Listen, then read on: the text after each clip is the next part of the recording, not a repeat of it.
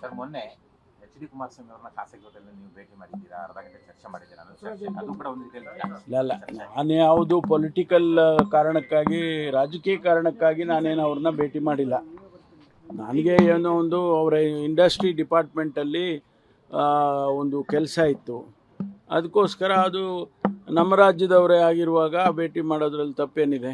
ಈ ಸಂದರ್ಭದಲ್ಲಿ ಭೇಟಿ ಮಾಡಿರೋದು ಯಾವ ಸಂದರ್ಭ ಆದ್ರಿ ಏನ್ರಿ? ಅಯ್ಯೋ ಒಳ್ಳೆ ಕತೆ ಆಯ್ತಲ್ಲ. ನಾನು ಅವ್ರ ಜೊತೆ ಕೆಲಸ ಮಾಡಿದ್ದೀನಿ, ನಾವಿಬ್ಬರು ಚೀಫ್ ಮಿನಿಸ್ಟರ್ ಆಗಿದ್ದರು, ನಾನು ಡೆಪ್ಯೂಟಿ ಚೀಫ್ ಮಿನಿಸ್ಟರ್ ಆಗಿದ್ದೆ.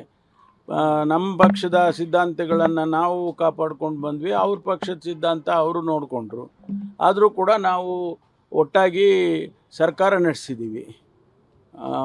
ಅದರಿಂದ ಭೇಟಿ ಆಗೋದೆಲ್ಲನೂ ರಾಜಕೀಯ ಅನ್ನೋದಾದರೆ ಅದೇನು ಸರಿ ಇಲ್ಲ. ನಾನು ಅವರಿಗೆ ರಾಜಕೀಯ ಕಾರಣಕ್ಕಂತೂ ಭೇಟಿ ಮಾಡಿಲ್ಲ. ದಲಿತ ಸಿಎಂ ವಿಚಾರ ಬೇರೆ ಬೇರೆ ರೀತಿಯ ವ್ಯಾಖ್ಯಾನ ಆಗ್ತಾ ಇರುವಂಥದ್ದು ಸರ್, ಬೇಡಿಕೆ ಬಹಳ ವರ್ಷಗಳಿಂದ ಇರೋದು. ಆಗಲಿ, ಇನ್ನೂ ಹೆಚ್ಚು ಚರ್ಚೆ ಆಗಲಿ, ಅದರಲ್ಲಿ ನನಗೇನು ಅದೇನು ತಪ್ಪು ಅಂತ ಕಾಣಿಸ್ತಾ ಇಲ್ಲ.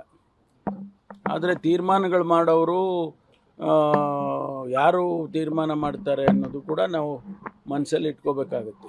ಇದನ್ನು ಹೈಕಮಾಂಡ್ನವರು ತೀರ್ಮಾನ ಮಾಡೋದು.